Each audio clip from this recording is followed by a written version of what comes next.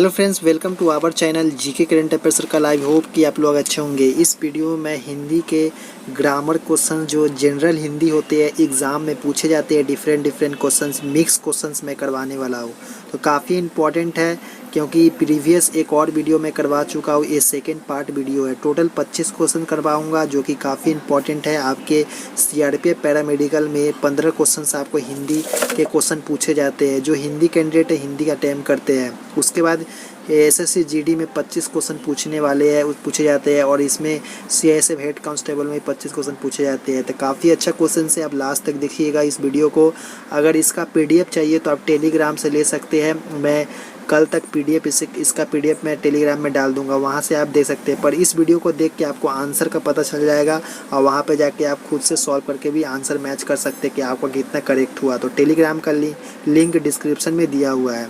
अगर चैनल पर पहली बार विजिट करें तो चैनल को सब्सक्राइब कर लीजिए। आपके अपने channel GK current affair circle को सब्सक्राइब करने के संग संग बेल आइकन को प्रेस कर दिए। चलिए क्वेश्चंस की ओर आगे बढ़ते हैं। तो यहाँ पे आप देख सकते हैं यह है समान हिंदी का क्वेश्चंस, काफ़ी इंपॉर्टेंट है। यहाँ पे डायरेक्शन निर्देश देख सकते हैं कि 76 से 80 तक का जो क्वेश्चंस रहेगा उसमें बोला है कि दिए गए वाक्यों में कालांकित शब्दों के पर्याय यानी समानार्थक शब्द के लिए 4 विकल्प दिए गए हैं और उसमें से उचित विकल्प चुनिए तथा उत्तर पत्रिका में तदनुसार काला कीजिए।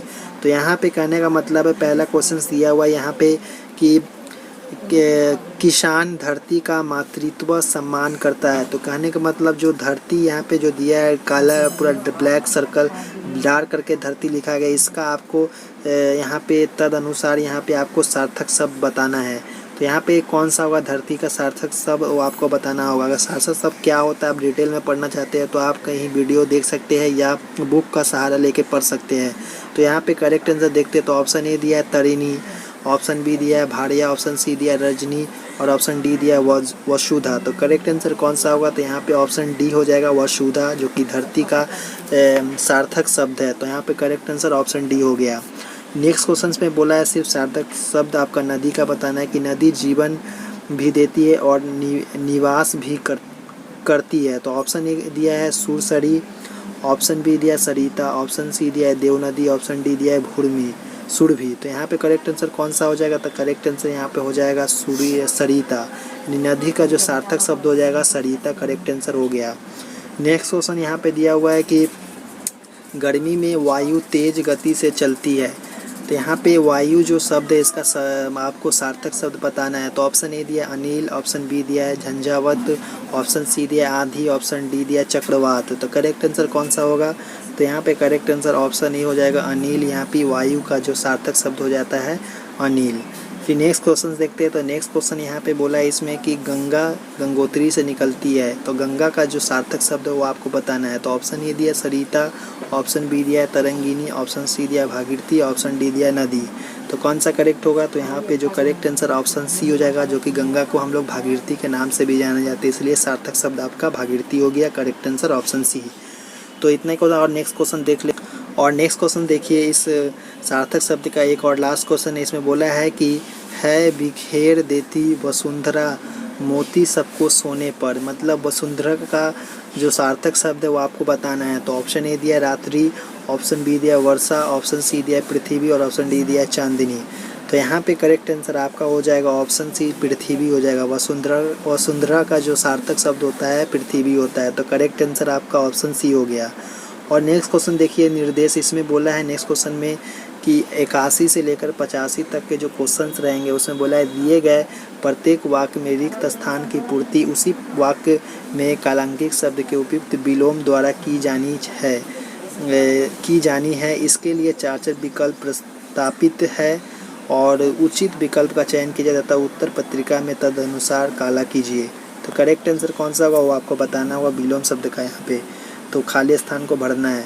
तो यहाँ पे जैसे दिया हुआ है पहला नंबर में कि भारतीय दृष्टि आध्यात्मित्व है, तो जबकि पाश्चात्य दृष्टि का आधार ब्लैंक है। तो इसका जो होगा आपका विलोम, इसका विलोम क्या हो जाएगा वो आपको बताना है। तो यहाँ पे विलोम जो होगा वही आपका खाली स्थान में भराएगा। वही आपको डायरेक्शन में निर्देश में बताया था कि इतना क्वेश्चन से इतना क्वेश्चन में है और काला वाला है उसका विलोम आपको खाली स्थान में भरना है। तो यहाँ पे करेक्ट आंसर ऑप्शन ए हो जाएगा भौतिक। भौतिक यहाँ पे आध्यात्मिक का जो करेक्ट आंसर भौतिक हो जाएगा। फिर नेक्स्ट क्वेश्चन देखिए, तो इसमें बोला है नेक्स्ट क्वेश्चन में कि स्वच्छ जल के अभाव में हम खालिस्तान जल पीकर भी प्यास बुझानी पड़ी। तो यहाँ पे स्वच्छ के जो विलोम होगा वो कौन सा हो जाएगा, तो स्वच्छ का उल्टा क्या हो जाएगा, तो यहाँ पे करेक्ट आंसर ऑप्शन हो जाएगा दूषित। यानी स्वच्छ जल के अभाव में हमें दूषित जल पीकर ही प्यास बुझानी पड़ी। तो करेक्ट आंसर ऑप्शन ही हो गया। ये सिंपल सा था, काफ़ी समझदारी क्वेश्चन है। फिर नेक्स्ट क्वेश्चन देखिए, तो इसमें बोला है कि 15 अगस्त 1945 को भारत ने परतंत्रता की जंजीरें तोड़कर डैश प्राप्त की। क्या प्राप्त की, यानी परतंत्रता का अपोजिट क्या हो जाएगा वो आपको बताना है। तो यहाँ पे ऑप्शन ए दिया स्वतंत्रता, ऑप्शन बी दिया पराधीनता, ऑप्शन सी स्वच्छंदता, ऑप्शन डी है संवैधानिकता। तो करेक्ट आंसर कौन सा हो जाएगा, तो करेक्ट आंसर ऑप्शन ए हो जाएगा स्वतंत्रता। यहाँ पे करेक्ट आंसर हो जाएगा कि स्वतंत्रता प्राप्त की। तो करेक्ट आंसर ऑप्शन है। फिर नेक्स्ट क्वेश्चन देख लेते हैं। तो नेक्स्ट क्वेश्चन यहाँ पे देखिए, इसमें बोला है कि उसका हृदय इतना कोमल है कि मित्र तो क्या वह अपने डैश को भी चोट नहीं पहुँचा सकता। तो यहाँ पे मित्र का जो उल्टा हो जाएगा क्या हो जाएगा, ऑप्शन ए दिया है सहयोगी, ऑप्शन बी दिया है शत्रु, ऑप्शन सी दिया है प्रतिरोधी और ऑप्शन डी दिया है विपक्षी। तो करेक्ट आंसर कौन सा होगा, तो यहाँ पे करेक्ट आंसर आपका हो जाएगा ऑप्शन बी, यानी इस क्वेश्चन का ऑप्शन बी शत्रु। शत्रु को चोट नहीं पहुँचा सकता। तो ऑप्शन बी करेक्ट आंसर। फिर नेक्स्ट क्वेश्चन देखिए, तो इसमें नेक्स्ट क्वेश्चन में यहाँ पे बोला है कि सामिस भोजन की तुलना में डैश भोजन स्वास्थ्य के लिए लाभप्रद माना है। ऑप्शन ए दिया है निरामिष, ऑप्शन बी दिया है संतुलित, ऑप्शन सी दिया है स्वच्छ और ऑप्शन दिया है आमिष। तो यहाँ पे करेक्ट आंसर कौन सा हो जाएगा, तो यहाँ पे करेक्ट आंसर आपका हो जाएगा ऑप्शन ए निरामिष। यानी जो सामिष यहाँ पे दिया है इसका अपोजिट निरामिष हो जाएगा। यहाँ पे निरामिष भोजन स्वास्थ्य के लिए लाभदायक प्रदान माना जाता है। तो ऑप्शन ए करेक्ट आंसर हो गया। फिर नेक्स्ट क्वेश्चन का डायरेक्शन देखिए, निर्देश इसमें बताया है कि 86 से लेकर 90 तक का जो क्वेश्चन है, दिए गए मुहावरों और लोकोक्तियों के अर्थ बताने के लिए 4 विकल्प दिए गए। प्रत्येक के लिए यहाँ पे उपयुक्त अर्थ वाला विकल्प चुनिए और उत्तर पत्रिका में तदनुसार काला कीजिए। तो यहाँ पे आपको बताना क्या है कि जो मुहावरे है उसका लोकोक्ति आपको बताना है कि घी के दिए जलाना। तो इसका मतलब क्या हो जाएगा, तो ऑप्शन ए दिया रोशनी करना, ऑप्शन बी पूजा करना, ऑप्शन सी खुशी मनाना और ऑप्शन डी धनवान होना। तो कौन सा करेक्ट होगा, तो इस क्वेश्चन का करेक्ट आंसर ऑप्शन सी होगा खुशी मनाना। फिर नेक्स्ट क्वेश्चन है यहाँ पे कि इसमें बोला है कि सिर चढ़ाना। तो ऑप्शन ए दिया है बहुत आदर करना, ऑप्शन बी है बहुत आज़ादी देना, ऑप्शन सी दिया है पुष्प चढ़ाना, ऑप्शन डी दिया है चिंता करना। तो यहाँ पे जो करेक्ट आंसर आपका हो जाएगा ऑप्शन बी, जो कि बहुत आज़ादी देना। फिर नेक्स्ट क्वेश्चन से यहाँ पे दिया हुआ है कि आम के आम और गुठलियों के दाम। एक कहावत है, लोकोक्ति है, तो इसका क्या मतलब है जिससे आम के आम और गुठलियों के दाम बोले जाते हैं। तो यहाँ पे करेक्ट आंसर कौन सा हुआ, तो ऑप्शन ए दिया आम और गुठलियों के खरीदना, ऑप्शन बी दिया है जिसमें सब लाभ ही लाभ हो और ऑप्शन सी है आम खरीद कर गुठलियों को बेचना और ऑप्शन डी जिसमें सब हानि ही हानि हो। तो करेक्ट आंसर कौन सा होगा, तो यहाँ पे करेक्ट आंसर आपका ऑप्शन बी हो जाएगा जिसमें सब लाभ ही लाभ हो। कहने का मतलब है कि आम के आम भी हो गया और गुठलियों का दाम भी निकल गया। कहने का मतलब पूरा के पूरी लाभ है, लाभ इनको मिल गया, लाभ से लाभ भी मिल गया। तो करेक्ट आंसर ऑप्शन बी हो गया। फिर नेक्स्ट क्वेश्चन देखिए, नेक्स्ट क्वेश्चन में यहाँ पे बोला है कि लकीर का फ़कीर होना। तो ऑप्शन ए दिया सीधा सीधा चलना, ऑप्शन बी दिया अशिक्षित होना और ऑप्शन सी दिया पुरानी प्रथा पर चलना और ऑप्शन डी दिया मुक्तपूर्ण व्यवहार। तो यहाँ पे करेक्ट आंसर कौन सा होगा, तो यहाँ पे करेक्ट आंसर आपका हो जाएगा ऑप्शन सी पुरानी प्रथा पर चलना। यानी लकीर का फ़कीर होना, कहने का मतलब है एक बात जो बड़े लोग बोल देते हैं तो उसको फॉलो करना ही पड़ता है। कहने का मतलब वो लकीर का फ़कीर हो जाता है, इसलिए पुरानी प्रथा पर चलना ही पड़ता है आपको। तो करेक्ट आंसर ऑप्शन सी हो गया। नेक्स्ट क्वेश्चन देख लेते हैं आगे। तो नेक्स्ट क्वेश्चन यहाँ पे बोला है इसमें कि आटे दाल का भाव मालूम होना। क्या होगा, ऑप्शन ए है खाने की वस्तुओं का मूल्य ज्ञात होना, ऑप्शन बी संसार का व्यवहारिक ज्ञान होना, ऑप्शन सी पिता की आय पर गुलछर्रे उड़ाना, ऑप्शन डी खाना बनाना आना। तो करेक्ट आंसर कौन सा होगा, तो तो यहाँ पे करेक्ट आंसर हो जाएगा ऑप्शन बी, जो कि संसार का व्यवहारिक ज्ञान होना। तो करेक्ट आंसर ऑप्शन बी हो गया।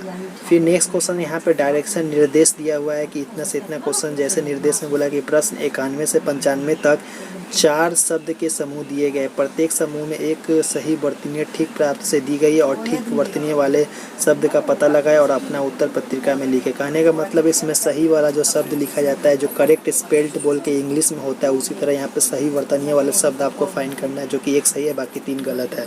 सही वाला आपको फाइंड करना है। तो यहाँ पे और 91 यानी इस क्वेश्चन में बोला है कि ऑप्शन ए में व्यवहारिक को कुछ इस तरह लिखा है। व्यवहारिक को यहाँ पे मतलब मात्रा को बड़ी मात्रा छोटी की मात्रा लिखा है। ऑप्शन सी व्यवहारिक को वा आ की मात्रा इसमें नहीं दिया है, इसमें आ की मात्रा नहीं दिया है। तो कौन सा सही लिखा गया वो आपको फाइंड करना है, यानी सही वर्तनीय वाले शब्द को फाइंड करना है। तो यहाँ पे ऑप्शन सी सही लिखा है। व्यवहारिक कुछ इस तरह हम लोग लिखते हैं, इसलिए करेक्ट आंसर हो गया। फिर नेक्स्ट क्वेश्चन दिया है कि इसमें उज्ज्वल, ऑप्शन बी दिया है उज्ज्वल, ऑप्शन सी दिया है उज्ज्वल और ऑप्शन डी दिया है उज्ज्वल। तो करेक्ट आंसर कौन सा होगा?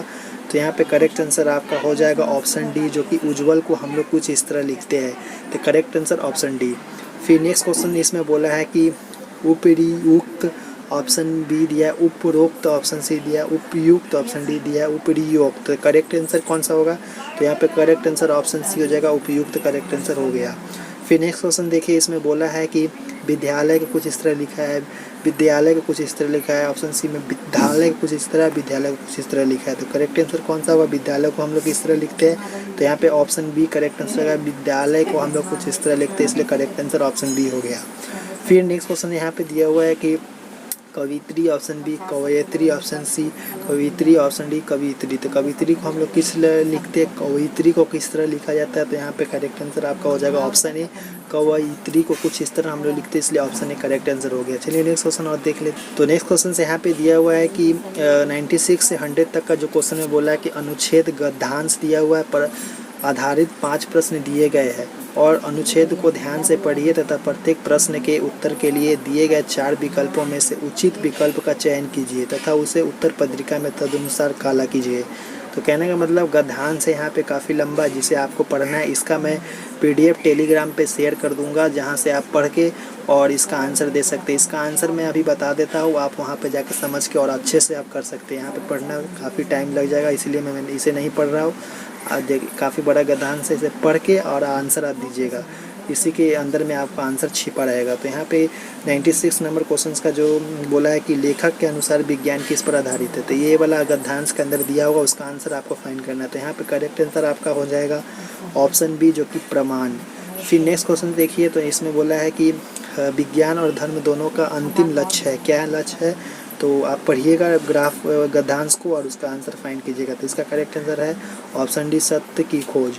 फिर नेक्स्ट क्वेश्चन देखिए, तो नेक्स्ट क्वेश्चन इसमें बोला है कि नेक्स्ट क्वेश्चन में कि एक ही सिक्के के 2 पहलू का तात्पर्य क्या है। तो यहाँ पे एक ही सिक्के के 2 पहलू का तात्पर्य क्या है, वो आपको पढ़ के गद्यांश को समझना पड़ेगा, तभी जाके आप आंसर दे सकते हैं।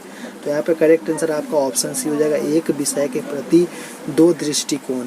फिर नेक्स्ट क्वेश्चन देखिए, तो इसमें बोला है कि मनुष्य अधिकांशवासी कैसे बनता है। तो यहाँ पे करेक्ट आंसर आपका ऑप्शन डी हो जाएगा, उपयुक्त तीनों आपको होगा, पढ़ने के बाद ही आपको पता चलेगा। फिर है यहाँ पे विज्ञान किस पर विश्वास करता है, तो ऑप्शन ए कौन सा होगा? तो ऑप्शन बी का सत्य पर विश्वास करता है। तो इतना ही क्वेश्चन था, आई होप कि अब समझ में आओगे। इसका PDF चाहिए तो आपको टेलीग्राम पे मिल जाएगा, जिसका लिंक आपको डिस्क्रिप्शन में मिल जाएगा, और वीडियो के डिस्क्रिप्शन में वहाँ से जाके आप टेलीग्राम ज्वाइन कीजिए और इस PDF को लेके अच्छा से पढ़िए, आपको समझ में आएगा और आंसर कीजिए। तो चलिए नेक्स्ट वीडियो मिलते हैं, धन्यवाद देखने के लिए।